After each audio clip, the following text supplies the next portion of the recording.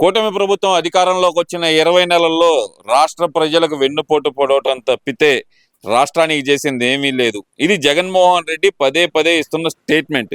ఎలా చూడాలంటారు? అది నిజమే అనుకోవాలంటారా? జగన్మోహన్ రెడ్డి అంటేనే అబద్ధాలకు పేటెంట్. అబద్ధాలు ఆడటంలో ముందుంటాడు ఆయన. కాబట్టి ఆయన మాటలకి ఈ రాష్ట్రంలో ఎవరు విలువరు. ఎందుకంటే ఈ 20 నెలల్లో చేసింది ఏందో ఆయనకి కనపడట్లా. కళ్ళుండి చూడలేని ఒక కబోది. ఎందుకంటే మేము 6 వాగ్దానాలు ఇచ్చాం. 6 వాగ్దానాలు నెరవేరుస్తున్నామా లేదా ఒకసారి చూడమను. తల్లికి వందనం ఆయన ఒక బిడ్డకే ఇచ్చాడు, అమ్మఒడని చెప్పి తజ్మా పిల్లలను పనులు పంపించాడు.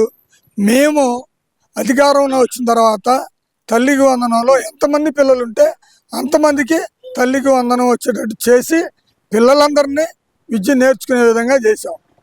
ఇంకోటి, వృద్ధులకి పెన్షన్ 3000 ఆయన ఇచ్చాడు.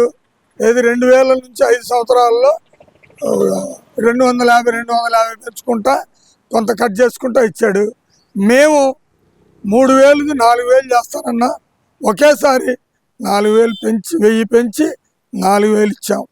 ఇంకోటి, ఉచిత ఆర్టీసీ బస్సు అన్నాం. ఇవాళ మహిళలందరూ ఉచితంగా ఆర్టీసీలో బస్సులు వెళ్తున్నారా లేదా నీకు కళ్ళుంటే చూడమను జగన్ని. అదేవిధంగా 3 సిలిండర్లు ఫ్రీ అన్నాం, ఇస్తున్నావా లేదా కళ్ళుంటే చూడమని జగన్ని. ఇట్లా కళ్ళు లేకుండా కళ్ళు ఉండి కూడా చూడలేని కబోది అనమాట జగను. అతనికి అబద్ధాలు చెప్పటం అతనికి దేవుడిచ్చిన వరం. అది అంటే మీరేం ఆ మాట అంటున్నారు. జగన్మోహన్ రెడ్డి అంటుంది ఏంటంటే కనుక పదే పదే కూటమి ప్రభుత్వం ఇచ్చిన హామీలను తొంగలో తొక్కి ప్రజల్ని వెర్రివాళ్ళని చేస్తున్నారు. ఆయన ఇచ్చిన హామీ ప్రకారం చూసుకుంటే గనక ఇంకా సూపర్ 6 లేదు, సూపర్ 7 లేదు. సూపర్ 6 హామీల్లోనే సగం హామీలు ఎగ్గొట్టాడు చంద్రబాబు నాయుడు అనే మాట అంటున్నారు కదా. మరి సూపర్ 6 హామీలు కాక ఇంకా అదనంగా ఇస్తున్నాడు ఆయన. తెలుసుకోవట్లే ఆయన. ఇప్పుడు నువ్వు అన్నం తినే పేదవాడికి పెట్టే అన్నా క్యాంటీన్లు ఎత్తేసావు. ఇవాళ రాష్ట్రంలో 300 పైగా అన్నా క్యాంటీన్లు పెట్టి ఇవాళ పేద ప్రజలకి అన్నం పెడుతున్న వ్యక్తి చంద్రబాబు నాయుడు, ఎన్డీఏ కూటమి ప్రభుత్వం. అదేవిధంగా నువ్వు ఏదైతే మద్యాన్ని తీసుకొచ్చి మద్యపాన నిషేధం చేస్తావని ప్రజలకి నకిలీ మద్యం ఇచ్చి ఇవాళ ప్రజలందరూ కూడా అనారోగ్యం పాలైతే వాళ్ళందరికీ కూడా ఇవాళ ఆరోగ్యశ్రీ ద్వారా వాళ్ళందరినీ బ్రతికిస్తున్న మనిషి చంద్రబాబు నాయుడు గారు. నువ్వు చెప్పింది ఏది చేసావు? అసెంబ్లీలో ఏం చెప్పావు? 3 చిన్న రాష్ట్రమైన ఆంధ్రప్రదేశ్కి విడగొట్టడం, కులాల మధ్య చిచ్చు పెడతాం, ప్రాంతాల మధ్య చిచ్చు పెడతాం నాకు ఇష్టం లేదు. కాబట్టి నేను ఈ అమరావతి రాజధానికి సంపూర్ణంగా మద్దతు ఇస్తున్నానని చెప్పావా లేదా? నీకు మతిమరుపు వ్యాధి కూడా వచ్చింది. ఆ రోజు చెప్పావు. అధికారంలో రాగానే 3 రాజధానులు అన్నావు. రాష్ట్రాన్ని అల్లకల్లోలం చేసావు, అధోగతి పాలు చేసావు, అప్పులు పాలు చేసావు. మనుషుల్ని కనీసం ఆంధ్రావాడంటే ఇంకో చోట మేము ఆంధ్రావాడని చెప్పుకోవడానికి సిగ్గుపడేటట్టు చేసిన వ్యక్తి జగన్మోహన్ రెడ్డి. ఇవాళ నువ్వే మొహం పెట్టుకొని మాట్లాడుతూ ఉన్నావు. ఇవాళ అదే రాజధానిని మళ్ళీ ఎన్డీఏ ప్రభుత్వం అధికారంకి వచ్చినాక చంద్రబాబు నాయుడు గారి అధికారంలో ఇవాళ రాజధానికి ఏ రకంగా పనులు జరుగుతున్నాయి? నీకు ఓపిక ఉంటే, తీరికుంటే, చూసే దమ్ముంటే, ధైర్యం ఉంటే అమరావతి ఒకసారి వెళ్ళి చూడు.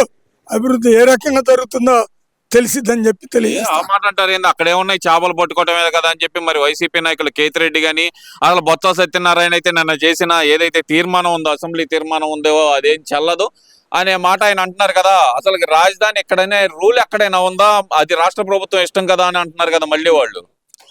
ఇవాళ అదే మీరు పొరపాటు చేసి అమరావతిని రాజధానిగా చేసినప్పుడు 14-19 మధ్యలో ప్రజలందరూ ఆహ్వానించారు కాబట్టే కదా 30,000 ఎకరాలు ఇచ్చారు రైతులు.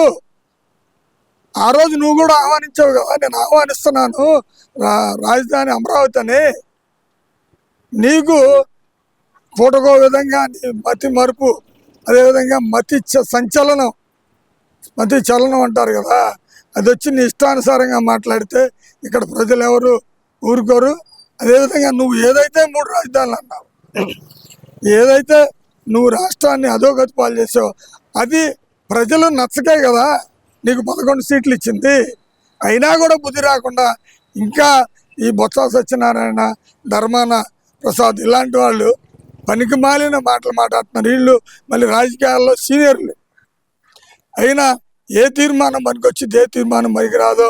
45 సంవత్సరాల సుదీర్ఘ రాజకీయ అనుభవం ఉన్న చంద్రబాబు నాయుడుకి మీరా నేర్పేది. అంటే ఇక్కడ ఇంకో విషయం, ఒక పక్కనేమో నిన్న ఉదయం నుంచి మధ్యాహ్నం దాకా ఏదైతే వైసీపీ నాయకులు ధర్మాన కృష్ణదాస్ గాని, లేదంటే సిద్దిర అప్పలరాజు గాని, బొత్స సత్యనారాయణ గాని వీళ్ళందరూ తీర్మానం పనికిరాదని చెప్తున్నారు. నిన్న సాయంత్రానికి రేపు 1వ తారీఖు అమరావతి బిల్లు పార్లమెంట్ లో ప్రొడ్యూస్ చేస్తున్నారు. అదే రోజు ఆమోదం జరుగుతుంది, బిల్లు పాస్ అవుతుంది అనే మాట నిన్న సాయంత్రానికి వచ్చిన వ్యాఖ్య. మరి ఎవరి మాటలు నమ్మాలి, ప్రజలు ఎవరి మాటలు విశ్వసించాలనుకోవాలంటారు?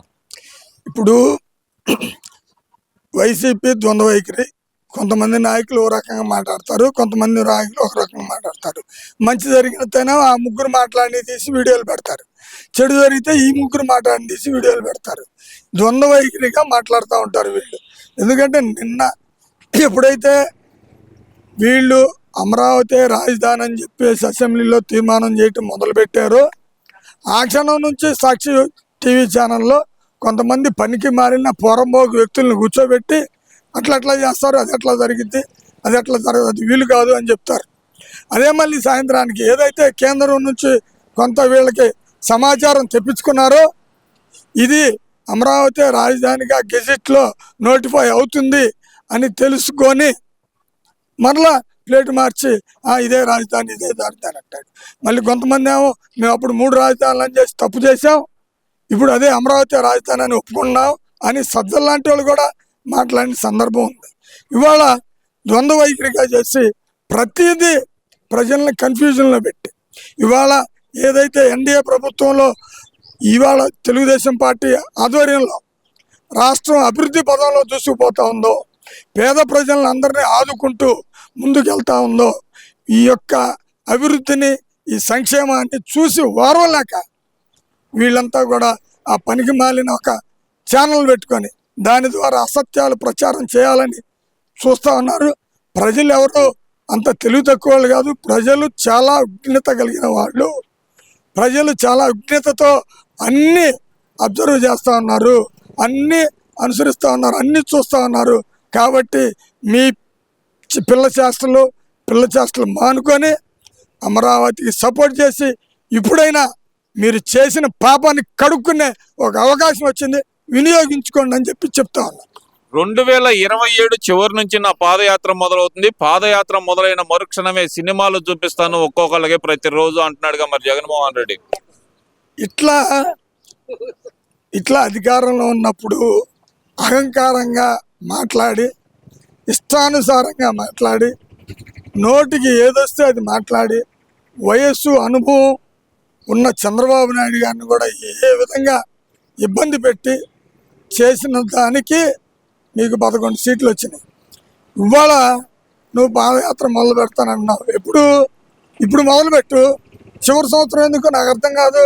ఇవాళ నీకు కుటుంబ ప్రభుత్వం ఏదో అన్యాయం చేస్తుందని నువ్వు అనుకున్నప్పుడు ఏదో వివాహ ఫంక్షన్లకి లేకపోతే గంజాయి వాళ్ళు అరెస్ట్ అయితే వాళ్ళని చూడటానికి, ఏదో మర్డర్ చేసినాడు జైల్లో ఉంటే వాడిని చూడటానికి నీకు తీరుకుంది. నీ ప్రజా సమస్యలను పరిష్కరించి, ప్రజా సమస్యలను ప్రశ్నించి మాట్లాడే అసెంబ్లీ వేదికకి నువ్వెందుకు రావట్లేదు?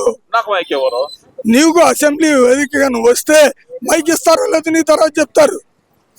నువ్వు అడుగుతుంది ఏంటి? అసెంబ్లీకి వచ్చి ప్రతిపక్షంగా మాట్లాడి ప్రజల యొక్క సమస్యలను మాట్లాడాల్సి నువ్వు నాకు ప్రతిపక్షం ఏంటని మాట్లాడుతూ ఉన్నావు. నీకు తెలియదా ప్రతిపక్షం ఏ రకంగా వచ్చిందో? ఆ రోజు నువ్వు అనలేదా చంద్రబాబు నాయుడు గారికి 23 సీట్లు ఉన్నాయి, వాటిలో కొన్ని తీసేసుకుంటే ప్రతిపక్ష హోదా కూడా పోయితేనే ఆ రోజు నువ్వు మాట్లాడింది నిజం కాదా? మరి ఏ రకంగా నీకు ప్రతిపక్ష హోదా ఇస్తారు? నువ్వు ప్రజా సమస్యల మీద పోరాడాలంటే అసెంబ్లీకి రా, నీకున్న 11 మందితో కలిసి అసెంబ్లీకి రా, వచ్చి ప్రశ్నించు, మాట్లాడు, ప్రజా సమస్యలను మాట్లాడే వేదిక అది వదిలిపెట్టి నేను పాదయాత్ర చేస్తా చెయ్యి, ఇప్పుడు నువ్వు చెయ్యి. నడవలేవా? 5 సంవత్సరాలు నడవలేవా? 3 సంవత్సరాలు ఉందిగా, జనాలు మర్చిపోయే అవకాశం ఉందిగా చివరిలో. 3 సంవత్సరాలు అధికారం ఉండటం కాదు, నీకు నీ కళ నెరవేరదు. నువ్వు ఒక ఛాన్స్ అంటే ప్రజలందరూ ఈయనేదో పొడుస్తాడని ఒక ఛాన్స్ ఇచ్చారు. నువ్వు నీ ఆస్తులు పెంచుకొని నీ అధికారం ఆ ఒక్క ఛాన్స్ కూడా నీ బాబాయిని చంపి తెచ్చుకున్నావు. నీ బాబాయిని చంపి ఆ సానుభూతితో ఆ ఒక్క ఛాన్స్ తెచ్చుకుంటే ప్రజలందరూ ఆ ఒక్క ఛాన్స్లో నువ్వు చేసే అధికార దుర్వినియోగం, నువ్వు చేసే భయంకరమైన రాక్షస పాలన, నువ్వు చేసే విధ్వంసకర పాలన అందరూ చూశారు. నువ్వు మొదటే ప్రజాభవన్ పడగొట్టినప్పుడే ప్రజలకు అర్థమైపోయింది. ఇప్పుడు మరొక ఛాన్స్ అడుగుతున్నాడు. ఒక ఛాన్స్ ఇచ్చే ప్రజలు ఇప్పుడుగో ఆంధ్రప్రదేశ్ 20 సంవత్సరాలు వెనక్కిపోయింది. ఇంకా ఒక ఛాన్స్ ఇస్తే ఇంక ఈ ప్రజలకు తెలుసు నీకు ఛాన్స్ ఇవ్వాలా ఇవ్వకూడదా అని.